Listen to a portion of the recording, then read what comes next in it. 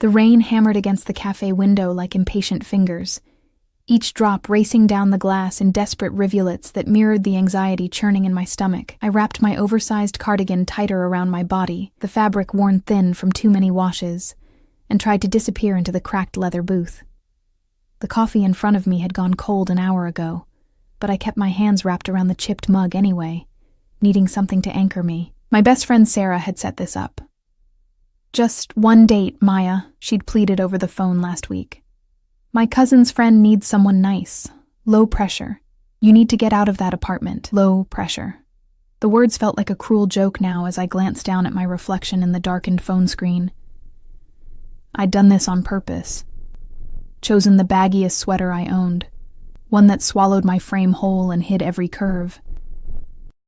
My hair was pulled back in a messy bun that I hadn't bothered to fix, and I'd skipped makeup entirely, except for a hasty swipe of chapstick. The jeans I wore had a hole in the knee, not the fashionable kind, but the kind that came from kneeling on the floor of the grocery store where I worked, stocking shelves until my back screamed. I wanted him to take one look and leave. I wanted this whole charade to end before it began. The cafe smelled like burnt espresso and old pastries, mingling with the wet dog scent of rain-soaked coats hanging by the door. A couple argued in hushed tones at the counter. A baby cried somewhere in the back. The fluorescent bulb above my table flickered intermittently, casting everything in an uncertain light that matched my mood perfectly. I was invisible here, safe in my ugliness, my poverty, my complete and utter ordinariness. My phone buzzed. Running 10 minutes late. So sorry. Marcus. I didn't even know his last name. Sarah had been frustratingly vague about the details. "He's successful," she'd said with a mysterious smile. "Very private, but kind. You'll like him." I didn't want to like him. I didn't want to like anyone. The last relationship had left me gutted, living in a studio apartment with walls so thin I could hear my neighbors' every movement, working double shifts just to make rent, eating ramen for dinner more nights than not. Dating required hope, and I'd buried mine somewhere deep where it couldn't hurt me anymore. The door chimed. Cold air rushed in, carrying the scent of rain and something else. Something expensive that didn't belong in this neighborhood. Leather, clean cologne, money. I didn't look up. Whoever just walked in wasn't my problem. But then the air in the cafe shifted. The arguing couple fell silent. The barista's hand froze mid-pour. Even the crying baby seemed to quiet, as if the world itself had taken a breath and held it. My skin prickled with awareness, that ancient instinct that recognizes a predator even before the conscious mind catches up. Slowly, against my better judgment, I lifted my gaze. 3 men had entered. No. 2 men flanked the doorway, their eyes scanning the cafe with mechanical precision, hands resting near their waists in a way that made my pulse spike. They wore dark suits that fit too well, earpieces barely visible, and they moved like soldiers. But it was the 3rd man who stole the oxygen from my lungs. He stood in the center, rainwater sliding off a black coat that probably cost more than my yearly salary. Tall, at least 6'2", with shoulders that filled the doorway even without the coat. Dark hair, slightly damp, pushed back from a face that could have been carved from marble by some Renaissance master who understood both beauty and cruelty. Sharp jawline, high cheekbones, eyes so dark they looked black in the cafe's dim lighting, scanning the room with the kind of cold assessment that made me want to hide. He was young, maybe early 30s, but carried himself with the authority of someone who'd commanded respect since birth.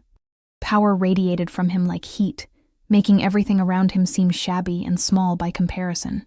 This couldn't be Marcus. This man didn't go on blind dates at rundown cafes. This man didn't go anywhere without purpose. But then his gaze found mine, and the world tilted.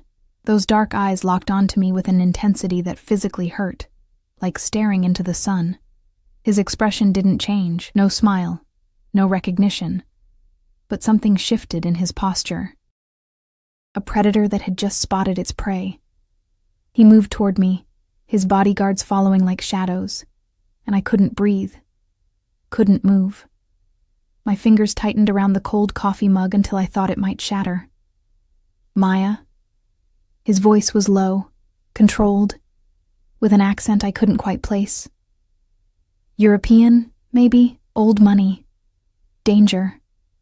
I nodded, unable to form words. This had to be a mistake, some cosmic joke. Men who looked like this, who moved like this, who made hardened bodyguards follow 3 steps behind. They didn't show up for blind dates with grocery store clerks wearing secondhand cardigans. I'm Dante. He didn't offer his hand, didn't smile, just studied me with those penetrating eyes that seemed to catalog every detail. My worn sweater, my unmade face, my bitten nails, my fear. May I sit? Before I could respond, one of the bodyguards was pulling out the chair across from me, checking it, checking the angle to the door, checking everything with trained paranoia. The other had positioned himself near the entrance, blocking it, blocking any escape. Dante sat with fluid grace, unbuttoning his coat to reveal a suit underneath that probably cost more than my car, if I'd had a car. A watch glinted at his wrist, sleek and silver. His hands were elegant but scarred across the knuckles, the kind of scars that came from violence, not accidents. "You're not what I expected," he said, his gaze never leaving my face. I found my voice, though it came out smaller than I intended. I could say the same. The corner of his mouth twitched, not quite a smile. "Sarah mentioned you worked in retail, that you were shy." She undersold it. I tried for humor, but it fell flat. My hands were shaking. I hid them in my lap. A waiter appeared, the same one who'd ignored me for the past hour, now practically tripping over himself. "Mr. Moretti, what can I get you? Anything you need? Anything at all?" "Espresso. Double. Nothing for you?" This last question was directed at me, and I shook my head mutely. Mr. Moretti. The name echoed in my head, familiar in a way that made my stomach clench. Where had I heard it before? News? Rumors? Whispered warnings? The waiter vanished. Dante leaned back in his chair, still studying me with that unnerving intensity. "You dressed like this on purpose." It wasn't a question. Heat flooded my cheeks. "I don't know what you... to make me leave," he continued, his voice soft but certain. "You wanted me to take one look and walk away." My throat went dry. How could he possibly know that? It won't work. He said it simply, factually, the way someone might comment on the weather. "I'm not leaving." Something in his tone made my pulse race. Not entirely from fear, which terrified me more than anything else. "Why not?" His eyes darkened, if that was even possible. When he spoke again, his voice had dropped even lower, intimate and dangerous, "Because from the moment I walked through that door and saw you trying to make yourself invisible in that corner, looking at me like I might devour you whole." He paused, leaning forward slightly. The scent of his cologne reached me, expensive and intoxicating. "I knew." "Knew what?" I whispered. "That you're mine." The words hung in the air between us, absolute and terrifying. Not a question, not a hope. A statement of fact, delivered with the confidence of a man who'd never been denied anything in his life. I should have laughed, should have told him he was insane and walked out. But the intensity in his gaze held me frozen, and some dark, hungry part of me that I'd tried so hard to bury recognized the claim and responded to it. The espresso arrived. Dante took a sip, never breaking eye contact. "Tell me about yourself, Maya." "There's nothing to tell." My voice was barely audible over the rain. "Everything," he corrected. "I want to know everything. This was wrong. All of it. The bodyguards, the suit, the way he looked at me like I was something precious he'd just discovered and had no intention of releasing. I needed to leave, needed to run, but I stayed. And when I opened my mouth to answer, to give him some mundane detail about my boring life, the cafe door burst open. A man stumbled in, soaked and wild-eyed, scanning the room frantically. His gaze landed on Dante, and his face went white. "Moretti," he gasped. "Thank God. I need to talk to you. It's about the shipment. They know." "They..." He never finished. One of Dante's bodyguards had him by the throat, slamming him against the wall so fast I barely saw the movement. The cafe erupted into chaos, chairs scraping, people screaming, someone's coffee shattering on the floor. But Dante didn't move. His eyes stayed locked on mine, one hand reaching across the table to capture my wrist before I could flee. "Don't," he said quietly, his thumb pressing against my racing pulse. "Don't run from me, Piccola. You have nothing to fear," except I did. Because in that moment, watching this beautiful, terrifying man hold me in place while violence erupted around us and his face remained perfectly calm, I realized 3 things. First, Sarah had set me up with someone dangerous, possibly the most dangerous man in the city. Second, Dante Moretti had no intention of letting me walk away from this cafe alone. And third, God help me, I wasn't sure I wanted to. The man against the wall was sobbing now, incoherent apologies spilling from his lips as Dante's bodyguard held him effortlessly in place. My wrist burned where Dante's fingers circled it. Not painful, but firm enough that I understood the unspoken command. "Stay." "Marco." Dante's voice cut through the chaos like a blade, quiet but absolute. "Take him outside, carefully." The bodyguard, Marco apparently, nodded once and dragged the stammering man toward the door. The other guard, still positioned at the entrance, opened it without a word. Rain and cold air rushed in as they disappeared into the storm, leaving behind a cafe full of terrified witnesses and one very stupid girl who hadn't run when she had the chance. Dante released my wrist slowly, his thumb dragging across my skin in a gesture that felt far too intimate. "Forgive the interruption." I stared at him, my heart hammering so hard I could feel it in my throat. "Who are you?" "I told you." "Dante Moretti." "That's not what I mean." My voice came out stronger than I expected. "What are you?" His eyes flickered with something that might have been approval. "Sarah didn't tell you?" "She said you were successful. Private." I pulled my hand back into my lap, trying to ignore how cold my skin felt without his touch. "She didn't mention the bodyguards, or the people who burst into cafes terrified of you." "No," he agreed, lifting his espresso cup. "She wouldn't have. You would have refused to come. The admission should have made me angry. Instead, it just confirmed what I'd already suspected. This entire evening was a setup. But for what purpose? Why would she do this?" Dante took another sip before answering, his gaze never leaving my face. It was unnerving, the way he watched me. Like I was a puzzle he was determined to solve, or a painting he was memorizing, or prey he was deciding exactly how to catch. Because I asked her to. The words took a moment to register. "You..." "What?" "3 weeks ago, I saw you." He set down his cup with precise care. "You were leaving your work, late shift. It was raining, like tonight.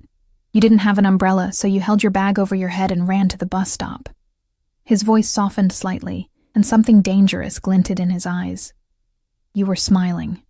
Even soaked and exhausted, you were smiling at something on your phone." Ice flooded my veins. "You've been watching me?" "Yes." No explanation, no excuse. Just that simple, terrifying affirmation. I should have screamed, should have run, should have done anything except sit there, frozen, as this beautiful stranger admitted to stalking me. That's insane. You're insane. Perhaps. He leaned forward, elbows on the table, bringing his face closer to mine. The cafe lights caught the sharp planes of his features, casting shadows that made him look even more dangerous. But I needed to know who you were, so I made inquiries, found out about Sarah, found out she'd been trying to set you up for months. His lips curved into something that wasn't quite a smile. It wasn't difficult to convince her to help. Help with what? Ambushing me? Meeting you properly. He said it like there was a distinction. Like stalking and orchestrating blind dates were somehow different levels of invasiveness. I wanted to see you up close, speak with you. Understand why I haven't been able to stop thinking about you for 3 weeks. My hands clenched in my lap. Every instinct screamed at me to leave. But my body wouldn't cooperate. Maybe it was fear. Maybe it was shock. Or maybe... And this was the most terrifying possibility. It was the dark, twisted part of me that heard his words and felt something other than horror. "I don't understand," I whispered. "I'm nobody. I stock shelves and live in an apartment where I can hear my neighbors' every argument. I eat ramen for dinner and shop at thrift stores. Why would someone like you..." I gestured vaguely at his suit, his watch, the bodyguard still stationed at the door.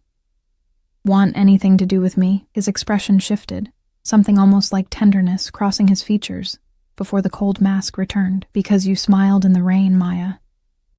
Because when I've watched you these past weeks, I've seen you give your lunch to the homeless man who sits outside your store. I've seen you stay late to help an elderly woman reach something on a high shelf. I've seen you exist in a world that has clearly not been kind to you, and still maintain something genuine.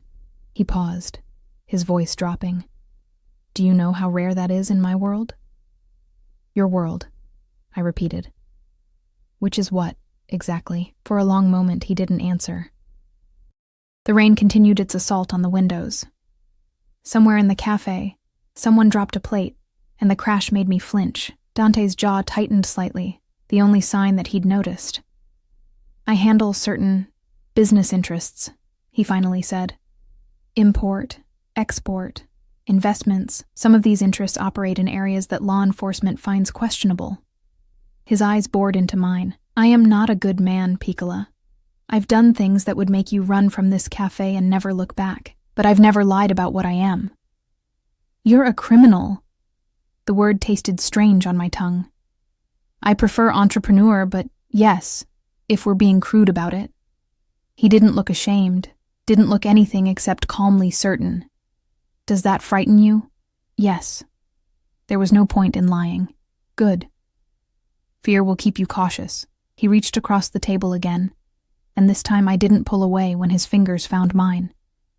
But I need you to understand something, Maya. From this moment forward, you're under my protection. No one will hurt you. No one will threaten you. No one will even look at you wrong without answering to me. I tried to pull my hand back, but his grip tightened just enough to keep me in place. I don't want your protection. I don't want anything from you. This is insane. You can't just decide. I already have. His thumb stroked across my knuckles, the gesture absurdly gentle considering his words. You can fight it. You can hate me for it, but it won't change the fact that you're mine now. I'm not a possession. No, he agreed. You're far more valuable than that. The cafe door opened again, and Marco returned, rain-soaked and grim. He approached our table, leaning down to whisper something in Dante's ear.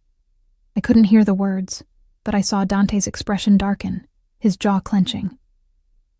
Handle it, Dante said quietly. Marco nodded and disappeared again. What was that about? I asked, my voice shaking. Nothing you need to worry about. He released my hand, reaching into his coat to pull out a phone. Sleek, black, expensive. Give me your number. No. He looked up at me, one eyebrow raised.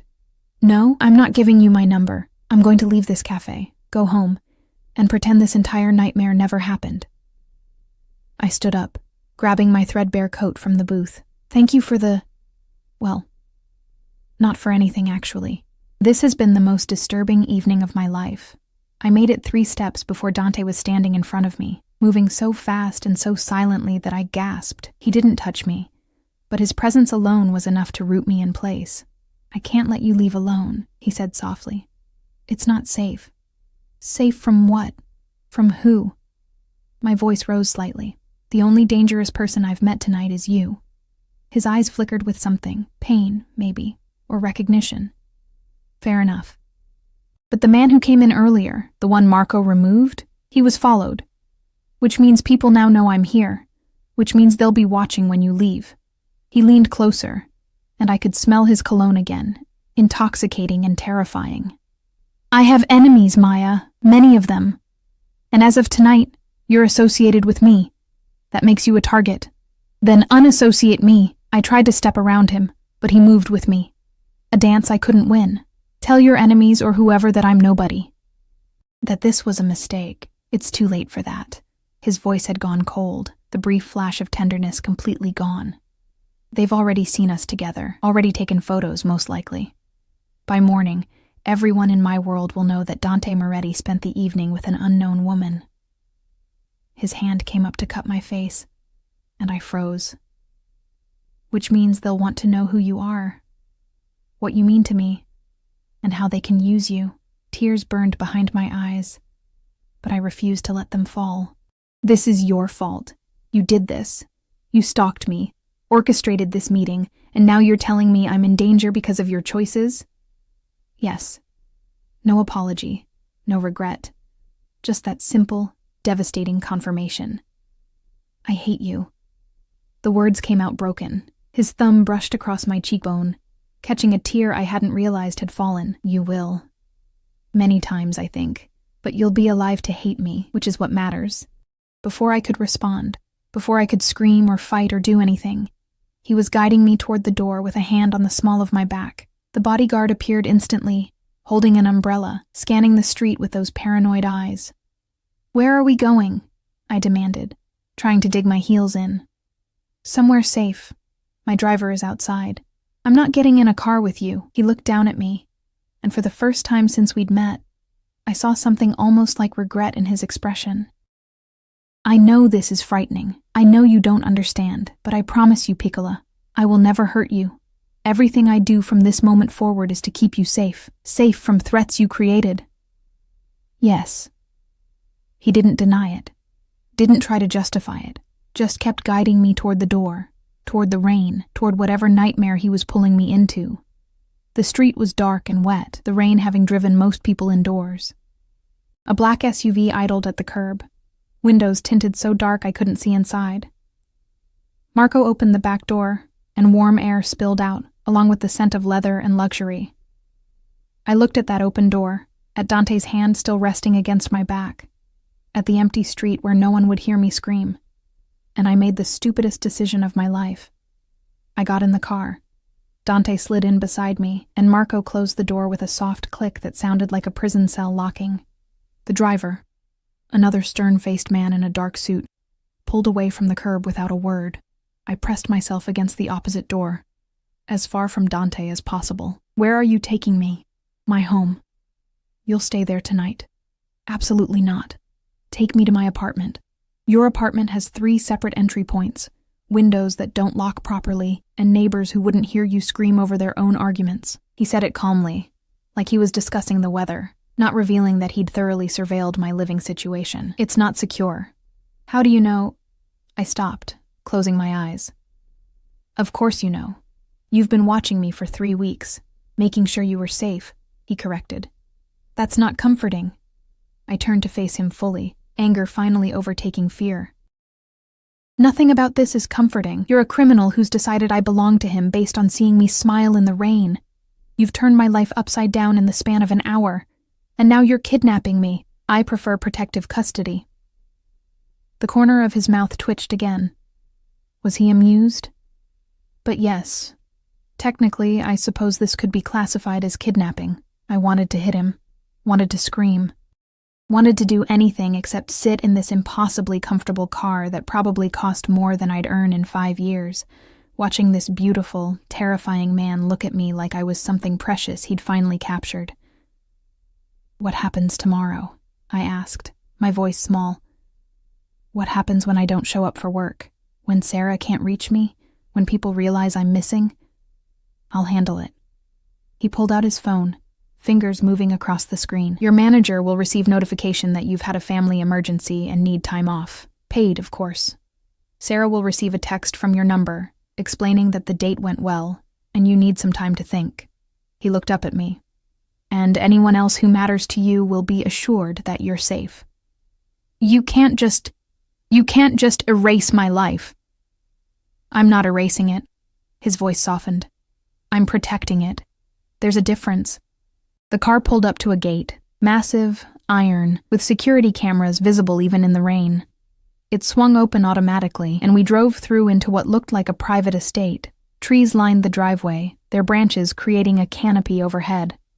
In the distance, I could see lights. A house, but calling it that felt inadequate. It was a mansion. All stone and glass and old-world elegance. Welcome home, Piccola, Dante said quietly, as the car stopped in front of massive double doors. And despite everything, despite the fear and anger and sheer insanity of the situation, a small, traitorous part of me whispered that I'd never had a real home. Maybe that's why I didn't fight when Marco opened the door. Maybe that's why I let Dante guide me inside, his hand warm and possessive against my back. Or maybe I was just too tired, too broken, too desperate for something different than my sad little life. Whatever the reason, I crossed that threshold, and everything changed. The interior of Dante's home stole what little breath I had left. Marble floors gleamed under crystal chandeliers that cast prismatic light across walls adorned with art that looked like it belonged in museums. A grand staircase curved upward to the second floor, its wrought iron railing intricate as lace. The air smelled of sandalwood and something floral, jasmine, maybe, mixed with the underlying scent of old money and older secrets. I stood dripping on an antique rug that probably cost more than my entire apartment building, feeling more out of place than I ever had in my life. "You'll catch cold." Dante's voice came from behind me, closer than I expected. I jumped slightly, and his hand settled on my shoulder, steadying, claiming. "Come, I'll show you to your room." "My room," I repeated numbly. "Like I'm a guest." "You are a guest." He moved past me toward the staircase, clearly expecting me to follow. An honored one. Honored guests can usually leave when they want. He paused mid-step, turning to look back at me. In the chandelier light, his features were even more striking.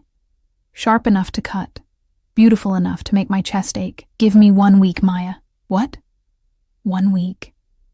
He descended the 2 steps he'd climbed, bringing himself level with me again. "Stay here for 1 week.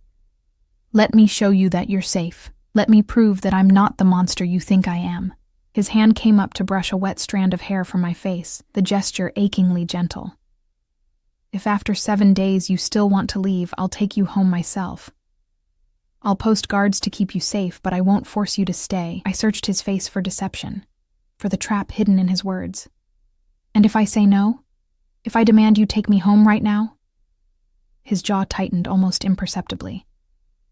"Then I'll take you home, and I'll station guards outside your building, inside your hallway, watching your every move to ensure no one hurts you because of me." He leaned closer, and I could see flecks of gold in those dark eyes. "You'll have no privacy, no freedom. Every moment will be shadowed by my men, by my protection, whether you want it or not, because I won't let you die for the crime of having caught my attention. That's not a choice. That's an ultimatum. Yes." He didn't apologize, but at least here in my home, you'll be comfortable. You'll have space. You'll have everything you need. His voice dropped lower. "And you'll have me, Piccola, which I'm beginning to think you need more than you're willing to admit." The presumption should have made me furious. Instead, it made something twist in my stomach, something dangerously close to longing. Because he wasn't entirely wrong. My life was empty, lonely, an endless cycle of work and sleep and survival that had worn me down to nothing. And here was this man, dangerous, possessive, completely insane, offering me something different. Something that terrified me precisely because part of me wanted it. 1 week, I heard myself say. But I want my phone. I want to be able to contact people if I need to. Of course. He pulled my phone from his pocket. When had he taken it? And held it out. "Though I'll be monitoring all communications. For your safety." I snatched it back, holding it against my chest like a lifeline. "You're unbelievable. I'm practical." He turned back toward the stairs. "Come. You need dry clothes and food. When did you last eat?" The question caught me off guard. Lunch, I think. Yesterday." He stopped walking, his shoulders tensing. When he looked back at me, something burned in his expression. Anger, but not directed at me. "Yesterday. I was saving money. Rent is due, and I had to fix my—" I stopped, realizing I was explaining myself to my captor. "Everything about you is my business now." He closed the distance between us in 2 strides, his hand cupping my face again in that possessive gesture that made my knees weak. "You will never go hungry again, never choose between food and rent. Never work yourself to exhaustion just to survive." His thumb traced my lower lip, and I couldn't suppress the shiver that ran through me. "I take care of what's mine, Maya. And you, whether you accept it yet or not, are mine." Before I could respond, before I could tell him again that I wasn't a possession, He was guiding me up the stairs with that firm hand against my back. We walked down a hallway lined with more art, more luxury, more evidence of a life so far removed from mine it might as well have been another planet. He stopped at a door, pushing it open to reveal a bedroom that made me gasp. It was enormous. A 4-poster bed dominated the center, dressed in linens that looked softer than clouds. Floor-to-ceiling windows overlooked the estate grounds, where landscape lighting illuminated gardens even in the rain. A sitting area featured a velvet couch and chairs arranged around a fireplace that crackled with real flames. A door stood ajar, revealing a bathroom with a tub large enough to swim in. "This is..." I couldn't find words. "Yours." Dante moved into the room, opening a closet that ran the entire length of one wall. Inside hung clothes, women's clothes, in various sizes and styles. "I wasn't sure what you'd like, so I had several options prepared. Tomorrow, if none of these suit you, we'll arrange for a proper wardrobe." I stared at the clothes, then at him. "You prepared this. Before tonight. Before you even knew if I'd come. I told you. I've been planning this for 3 weeks." He selected a soft-looking sweater and pants, laying them on the bed. "I wanted everything ready for you." "This is insane," I whispered, but the words had lost their heat. I was too tired, too overwhelmed, too seduced by the warmth and comfort and sheer luxury surrounding me. "Get changed." His voice had gone gentle again. "There's a bathroom through that door. Take your time. When you're ready, come downstairs. I'll have dinner prepared." He moved toward the door, and panic flared in my chest. "Wait." He turned, eyebrows raised. "Why me?" The question burst out before I could stop it.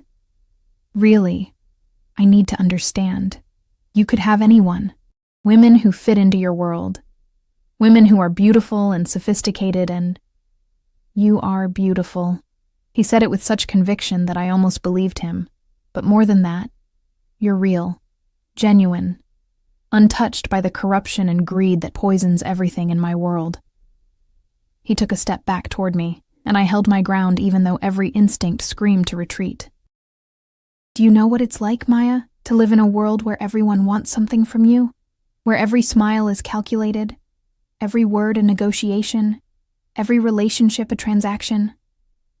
I shook my head mutely. "It's exhausting, soul-destroying." His hand came up to my face again, and this time I leaned into it without thinking. "And then I saw you, smiling in the rain for no reason except that something on your phone amused you, giving your lunch away even though you couldn't afford to, existing in your small, difficult life with a grace and kindness that no one in my world possesses." His voice dropped to barely a whisper. "You're everything I'm not, Piccola. Everything I can never be. And I want you so desperately it frightens even me." The confession hung between us, raw and honest and terrifying. I should have pushed him away, should have maintained my anger, my fear, my resistance. Instead, I whispered, "What if I disappoint you? What if I'm not what you think I am?" His smile was small but genuine. "Impossible. Now get changed before you catch pneumonia. I didn't go through all this trouble just to watch you get sick." He left before I could respond, the door clicking shut behind him with a finality that made my stomach clench. I stood alone in that beautiful room, dripping on expensive carpet, my wet cardigan clinging to my skin. Part of me wanted to try the door to see if he'd actually locked me in. But a larger part, the part that was tired and cold and so desperately hungry for something more than survival, just wanted to believe him. The bathroom was as luxurious as the bedroom. Heated floors warmed my frozen feet. Fluffy towels hung on warming racks. The shower had multiple heads and settings that probably required an engineering degree to understand. I peeled off my wet clothes, leaving them in a sodden heap, and stepped into the shower. Hot water cascaded over me, washing away the rain and cold and fear. Expensive soaps lined built-in shelves. Lavender, vanilla, rose. I used them all, scrubbing until my skin turned pink, until I felt almost human again. The clothes Dante had selected fit perfectly. How had he known my size, and were softer than anything I'd ever owned? The sweater was cashmere, dove gray, and felt like being wrapped in a cloud.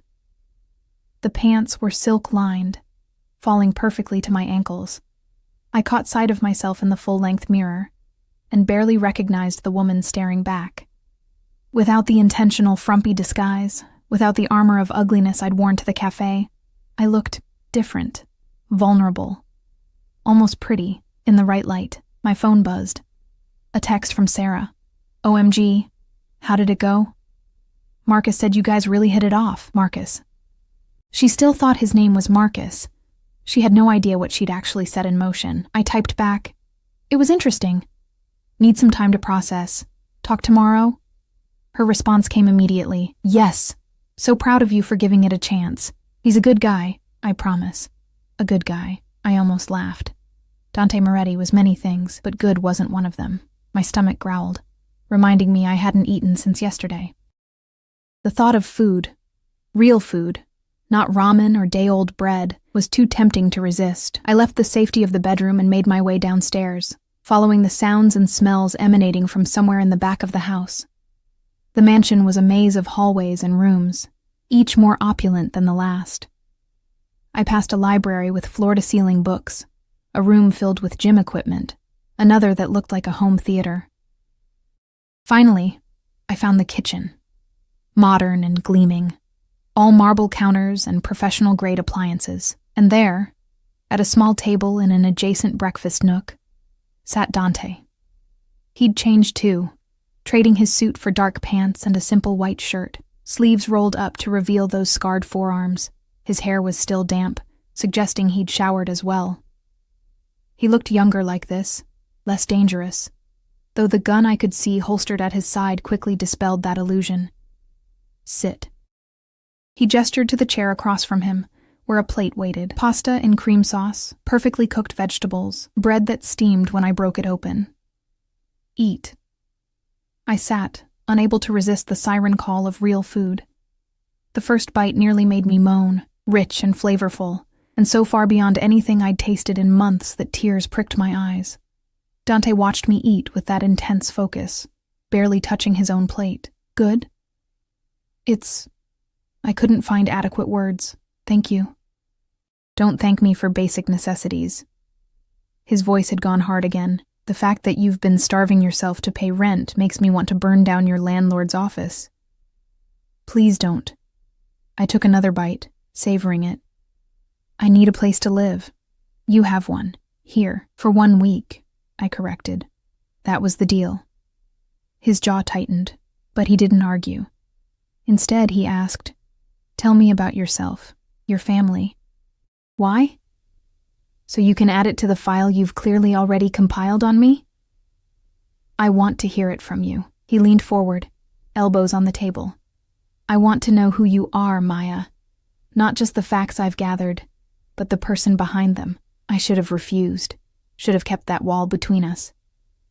But the food, the warmth, the genuine interest in his eyes, it all wore down my resistance.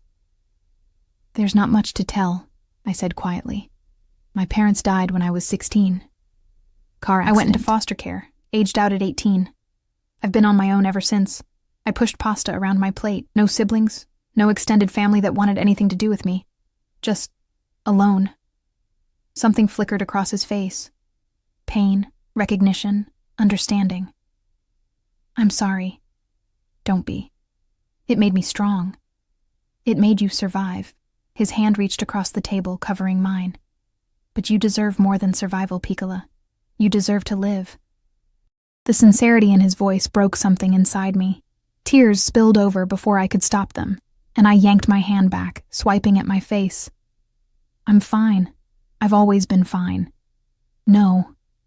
He stood, coming around the table to kneel beside my chair. His hands framed my face, thumbs brushing away tears with devastating gentleness. You're not fine. You haven't been fine for a very long time. But you will be. His forehead touched mine, and I could smell his cologne, feel his breath against my lips. I promise you, Maya, I will make sure you're more than fine. I should have pulled away, should have reminded him that he was my captor, that this was wrong, that nothing about this situation was okay. Instead, I let him hold me while I cried. And when he finally pulled back, pressing a kiss to my forehead that felt like both a promise and a brand, I didn't protest. I was already lost. I woke to sunlight streaming through windows I didn't recognize, tangled in sheets softer than anything I'd ever touched. For a confused moment, I thought I was dreaming, that the mansion, Dante, all of it had been some fever-induced hallucination brought on by too many skipped meals and not enough sleep. Then, memory crashed back, and with it, reality. I sat up too quickly, my head spinning. The clock on the nightstand read 10:47 a.m. I never slept past 6, even on my rare days off. Panic fluttered in my chest until I remembered. Dante had handled my work, had sent messages, had essentially erased my obligations so I could exist here in this gilded cage. A soft knock interrupted my spiraling thoughts.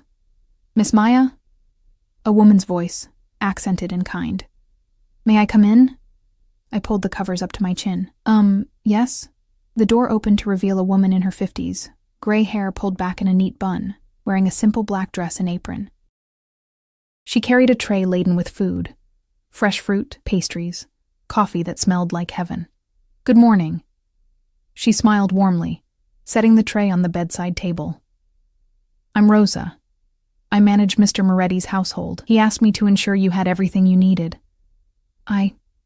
I stared at the food, my stomach growling traitorously. "Thank you, but you didn't have to. It's no trouble." Rosa began opening curtains, letting in more of that golden light. "Mr. Moretti left early this morning for business, but asked that I show you around the house when you're ready. He'll return for dinner." She paused, her expression softening. "He also asked me to tell you that you're free to go anywhere on the estate. The only restriction is that you must have security with you if you leave the grounds." So the prison had expanded to include gardens. How generous. Rosa must have seen something in my face because she added gently, "He's trying, you know, in his way." "Trying to what? Keep me captive politely?" She didn't flinch at my tone. "Trying to keep you alive, dear. The world he lives in, it's not kind, especially not to those he cares about." She moved toward the door. "Eat, shower. I'll be downstairs when you're ready for a tour." After she left, I picked at the breakfast, each bite a reminder of how far I'd fallen into this strange new reality. The coffee was perfect, rich and smooth, nothing like the bitter sludge I usually choke down at work. The pastries melted on my tongue. Even the fruit tasted better here, as if wealth could improve the flavor of strawberries. I showered again, unable to resist the luxury of the massive bathroom. The closet yielded more clothes in my size. Jeans that fit perfectly, a soft green sweater, even undergarments still in their packaging. The attention to detail was both thoughtful and deeply unsettling. Rosa was waiting in the foyer, her smile brightening when she saw me. "Much better. You have good color today. Mr. Moretti was worried. You looked so pale last night. He told you about that?" "He tells me very little, but I have eyes." She gestured for me to follow her down a hallway I hadn't explored the previous night. "I've worked for the Moretti family for 30 years. First his father, God rest his soul, then Dante when he took over the business. I've seen him with many women over the years." She glanced back at me, something knowing in her eyes, "but I've never seen him look at anyone the way he looks at you." I didn't know what to say to that, so I said nothing. The tour was overwhelming. The mansion had 12 bedrooms, 8 bathrooms, the library I'd glimpsed, a full gym, the home theater, a wine cellar that Rosa claimed held bottles worth more than cars, and a solarium filled with plants that shouldn't have been able to grow this far north. Every room spoke of wealth accumulated over generations, of power maintained through methods I didn't want to imagine. "And this," Rosa said, opening double doors to reveal a room that stole my breath, "is Mr. Moretti's private study. You're one of very few people allowed inside." The study was all dark wood and leather, bookshelves lining 3 walls, a massive desk positioned to face windows overlooking the gardens. But what caught my attention were the monitors, 6 of them mounted on one wall, showing different security camera feeds. I could see the front gate, the driveway, various points around the estate perimeter. And there, on one screen, was my apartment building. I stepped closer, my heart pounding.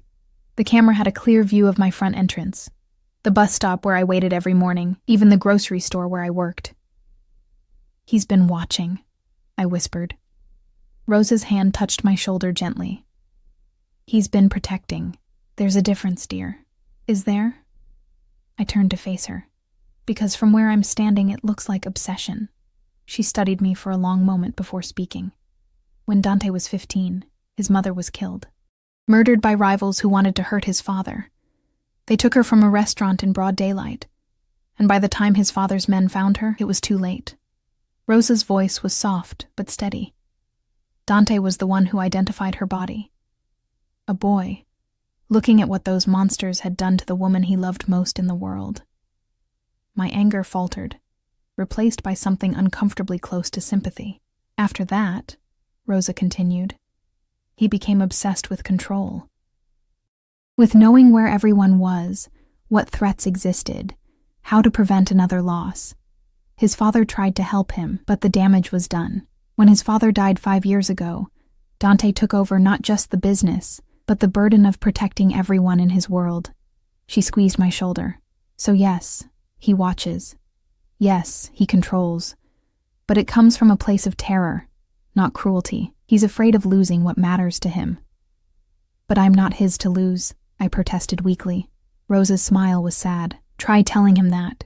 She left me alone in the study, and I sank into the leather chair behind Dante's desk, staring at those monitors, at my building, at the life I'd been living, small and struggling and alone. Had I really been happy, or had I just convinced myself that survival was enough? My phone buzzed. A text from an unknown number. Rosa says you're awake. How do you feel? I stared at it for a moment before typing back. Like I'm in a very expensive prison. The response came quickly. Fair. But are you comfortable? Do you need anything? Despite everything, I found myself smiling slightly. Besides my freedom, 3 dots appeared then. Besides that, I'll be home by 6. We'll talk then. I set the phone down and turned my attention to the bookshelves. They were filled with an eclectic mix. Classic literature, business texts, books on art and history, even some philosophy. I pulled out a worn copy of The Count of Monte Cristo and found notes in the margins, written in elegant script. Dante's handwriting, presumably, comments about revenge and justice, and the price of both. I was so engrossed in reading that I didn't hear anyone enter until a male voice said, "He reads that one every year." I jumped, the book nearly flying from my hands. Marco stood in the doorway, the bodyguard from last night, his expression neutral but not unkind. "I'm sorry to startle you, Miss Maya. Mr. Moretti asked me to check on you." "I'm fine." I clutched the book to my chest like a shield. "Just exploring. He said you might want to see the gardens. They're quite beautiful," and the rain stopped. Marco gestured toward the windows. "I can accompany you if you'd like." The idea of fresh air, of space, was too tempting to resist. "Okay." The gardens were stunning. Manicured lawns, flower beds bursting with late-season blooms, stone paths winding between sculpted hedges. A fountain bubbled in the center, surrounded by benches. Beyond the formal gardens, I could see woods, and in the distance, what looked like a small lake. Marco walked several paces behind me, giving me the illusion of privacy while maintaining his vigilance. I found myself at the fountain, trailing my fingers in the cold water, wondering how my life had become so surreal in less than 24 hours. "He's going to propose, you know." I spun around. Marco had moved closer, his expression still neutral. "What?" "Not marriage. Not yet." He clasped his hands behind his back. "But he'll ask you to stay, permanently, after the week is up." My mouth went dry. "That's ridiculous. He barely knows me." "He knows enough." Marco's gaze was steady. "I've worked for Mr. Moretti for 8 years. I've seen him make billion-dollar deals without hesitation, eliminate threats without blinking, navigate political minefields that would destroy lesser men. But I've never seen him uncertain about anything until you. I'm not sure if that's romantic or terrifying. It's both." A ghost of a smile crossed Marco's face.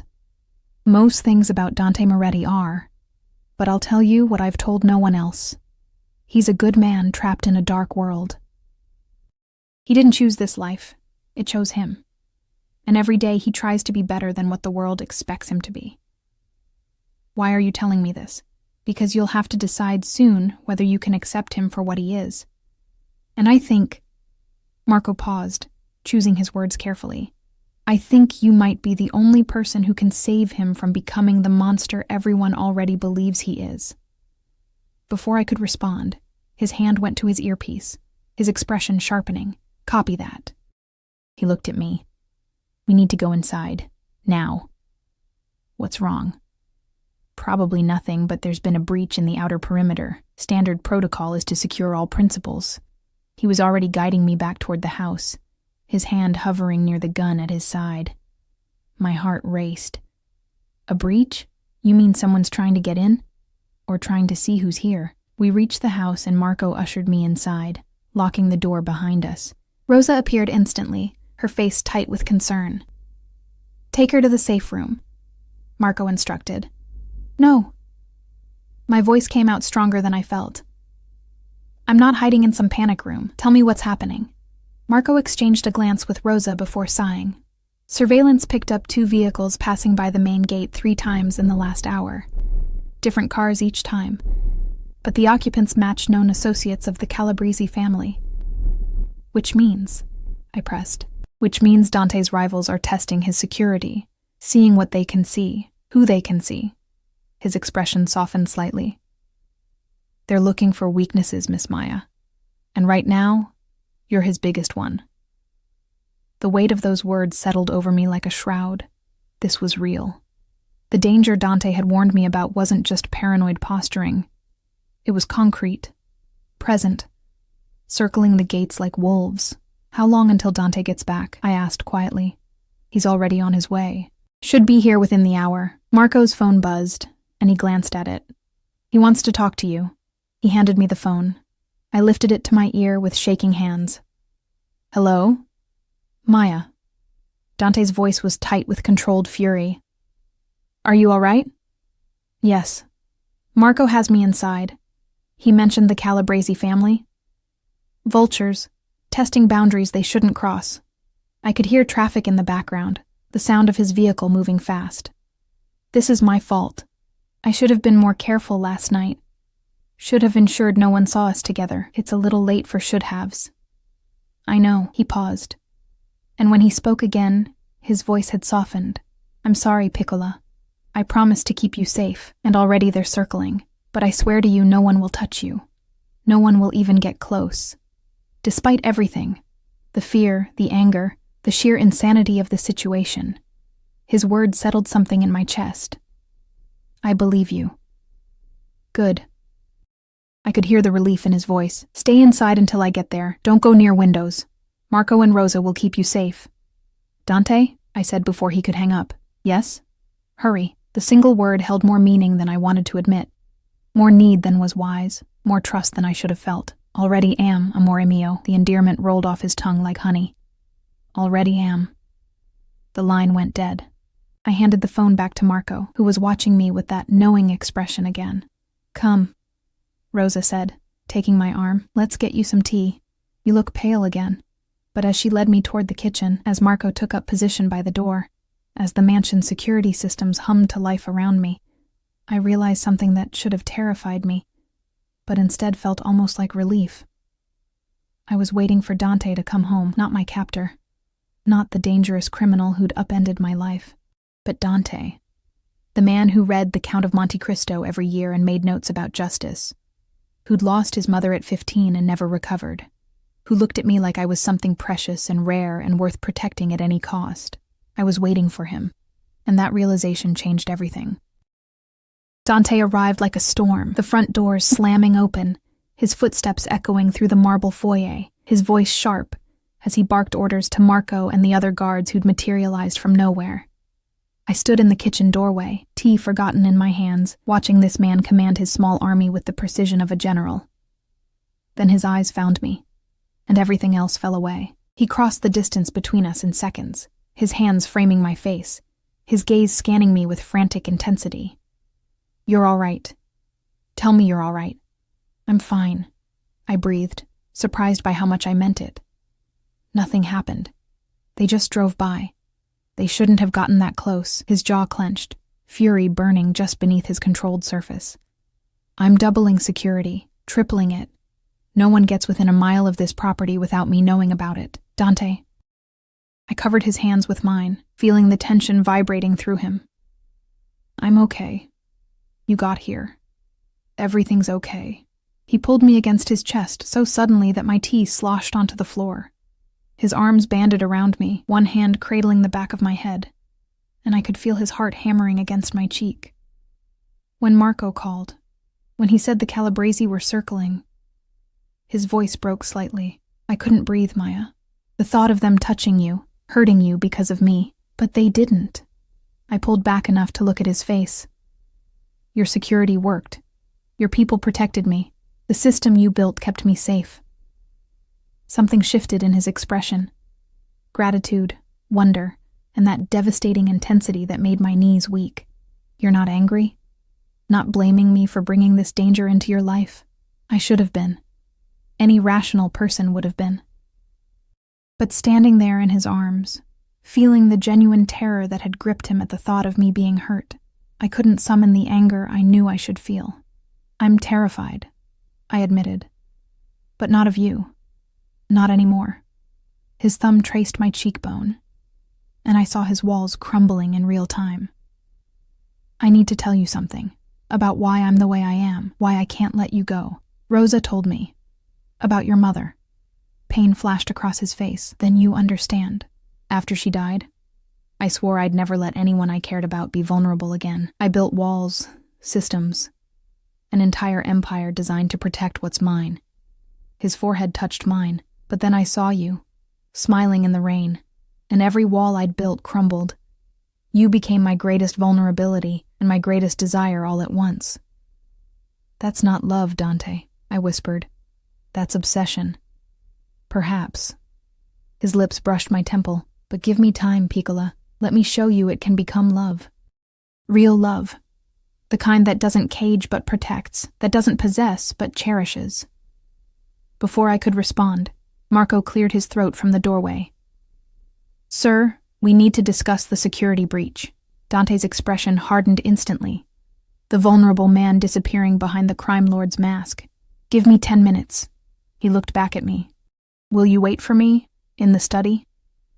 I nodded, and he pressed a kiss to my forehead before releasing me and striding away with Marco, already issuing commands.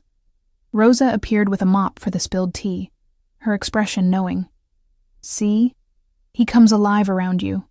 You make him feel, and that's something his world doesn't usually allow. I'm not sure I'm ready for this, I confessed. No one ever is, dear. She squeezed my shoulder. But sometimes the best things in life are the ones we never planned for. I made my way to the study, sinking into the leather chair behind Dante's desk. The security monitors still showed my apartment building, the bus stop, the life I'd been living just yesterday. It already felt like a lifetime ago. My phone buzzed. Sarah. Haven't heard from you. Everything okay? Did you see him again? I stared at the message, wondering how to explain. Finally, I typed, Everything's complicated, but okay. I'll call you soon. Promise. Her response. Okay, but I'm here if you need me. Marcus seemed really into you, BTW. Said it was the best date he'd had in years. Marcus. Dante. 2 names for the same dangerous man who'd somehow slipped past every defense I'd built. The door opened, and Dante entered alone, his tie loosened, exhaustion evident in the set of his shoulders. He locked the door behind him, a gesture that should have alarmed me, but instead felt intimate, like he was shutting out the world to create a space just for us. The Calabresi won't be a problem anymore, he said, moving to the leather couch beneath the windows. I've made it very clear what will happen if they come near my property again. Should I ask how you made it clear? Probably not. A ghost of a smile touched his lips. He patted the space beside him. Come here, please. I rose and crossed to the couch, settling beside him, but maintaining a careful distance. He noticed, his expression flickering with something that might have been hurt. I need to tell you the truth about something, he said quietly. About why I was so desperate to meet you. Why I couldn't use normal methods, normal dating. I'm listening. He leaned back, staring at the ceiling. My world, the world I was born into, it doesn't allow for normal. Every person I meet wants something from me. Power, money, connections, protection.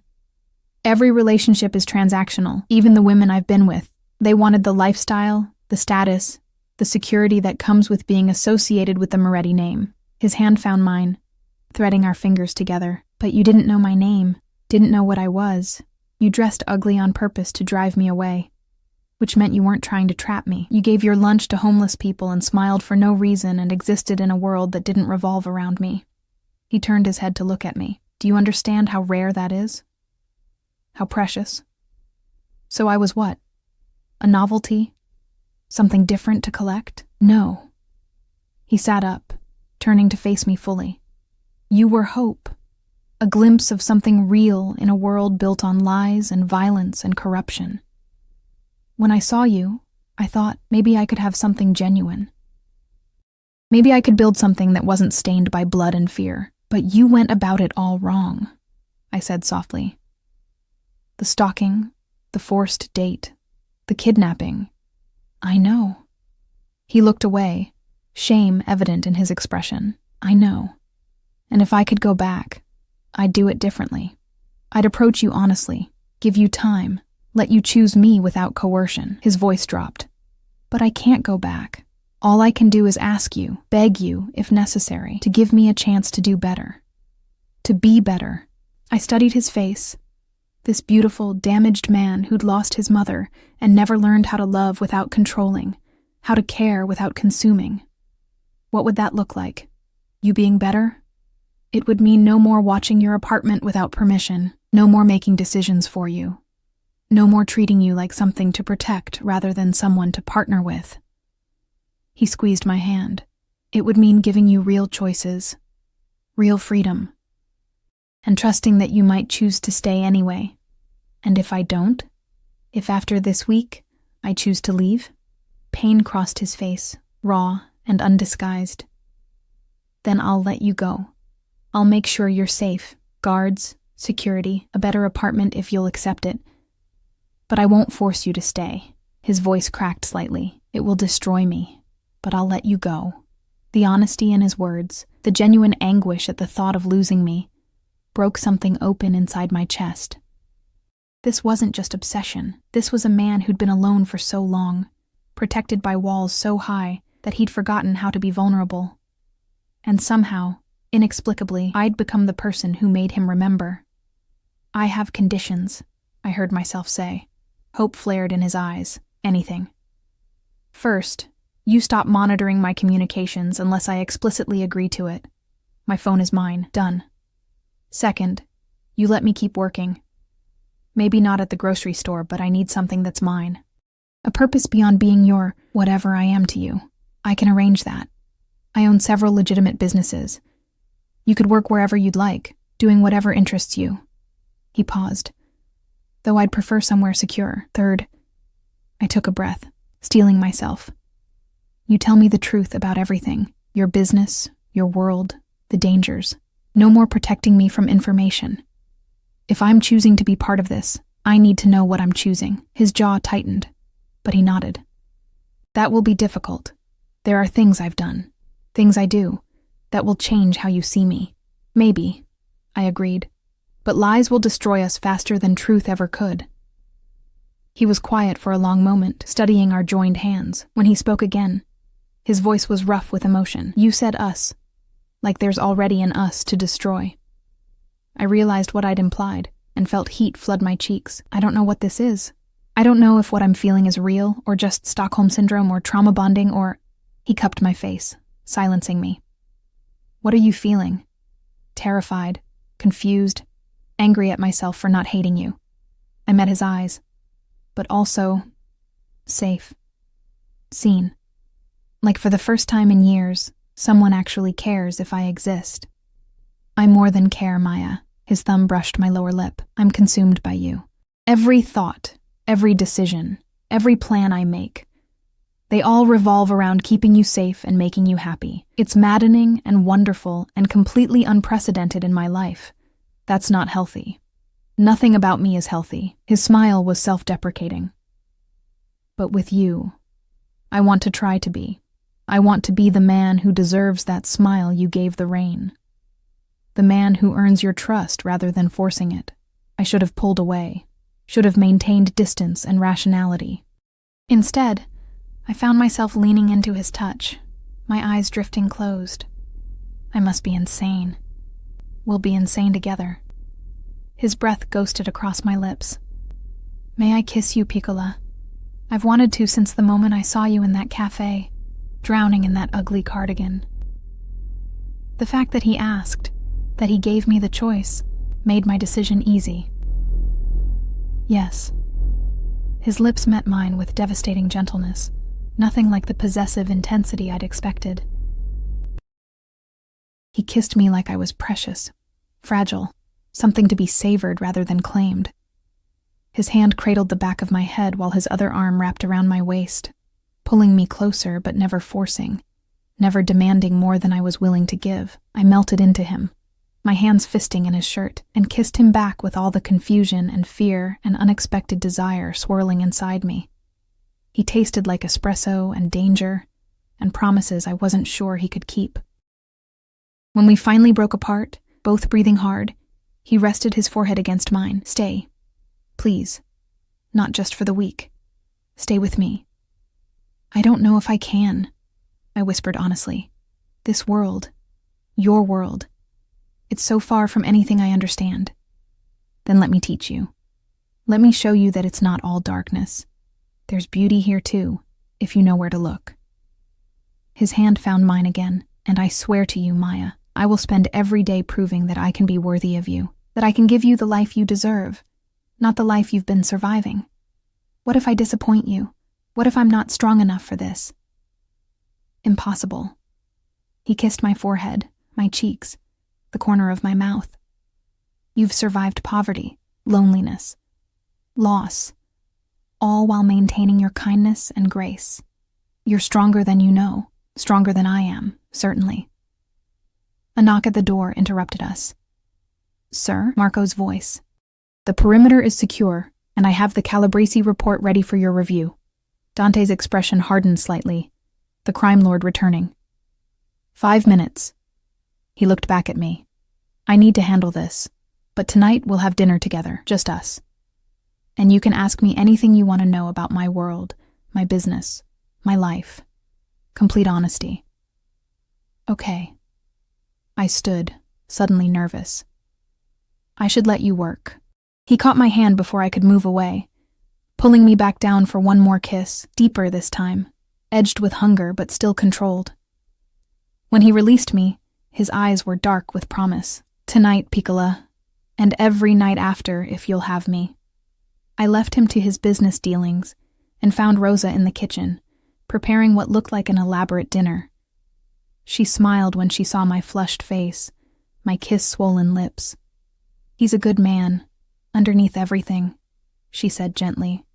He just needs someone to see it. I'm terrified I'm making the biggest mistake of my life, I confessed.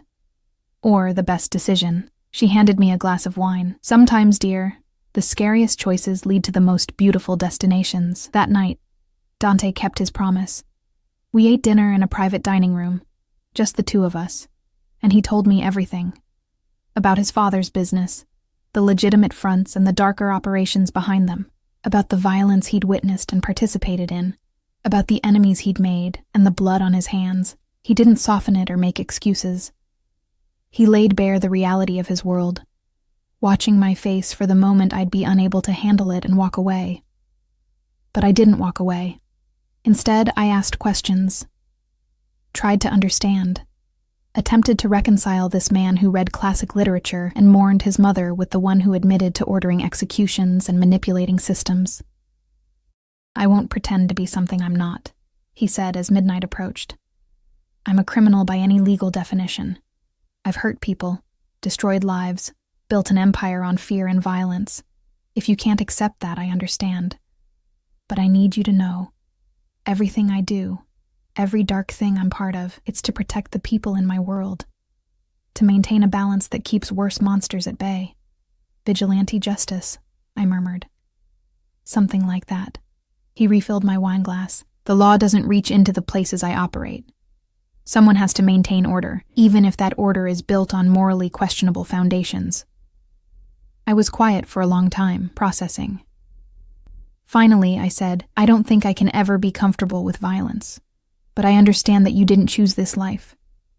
It chose you, and you're trying, in your way, to be better than what was expected of you. Relief flooded his expression. Does that mean? It means I'll stay, past the week, past whatever deadline you set in your head. I reached across the table, taking his scarred hand in mine. But you have to keep your promises, the honesty, the freedom, treating me as a partner, not a possession. I swear it. He brought my hand to his lips, kissing each knuckle. On my mother's memory, on everything I am, I swear I will be better for you. 3 months later, I stood in that same study, watching snow fall over the estate grounds. My apartment had been given up, my few possessions moved here. I'd started working for one of Dante's legitimate companies, event planning, something I discovered I had a talent for. Rosa had become like the mother I'd lost. Marco was teaching me self-defense, claiming any woman associated with Dante needed to know how to protect herself. And Dante had kept every promise. He was still possessive, still protective to the point of madness. But he asked before he acted. Consulted me on decisions that affected my life, gave me space when I needed it, and held me close when I didn't. We fought sometimes, about his overprotectiveness, about business decisions I disagreed with, about the inherent danger of his world. But we also laughed, talked for hours about everything and nothing, built something real in the midst of all his carefully constructed artifice. Piccola? His voice came from the doorway, and I turned to find him watching me with that same intense gaze that had terrified me months ago. Now it just made me feel cherished. What are you thinking about? How different my life is from what I imagined it would be. He crossed to me, wrapping his arms around me from behind, his chin resting on top of my head. Better or worse? I leaned back against his chest, feeling his heartbeat against my spine. Different, scarier, more complicated.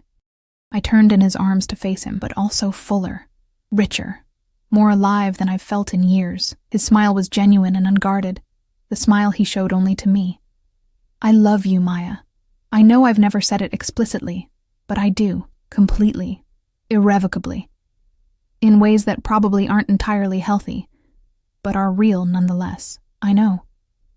I reached up to cup his face. I love you too, even though you're possessive and controlling, and sometimes make me want to scream with frustration.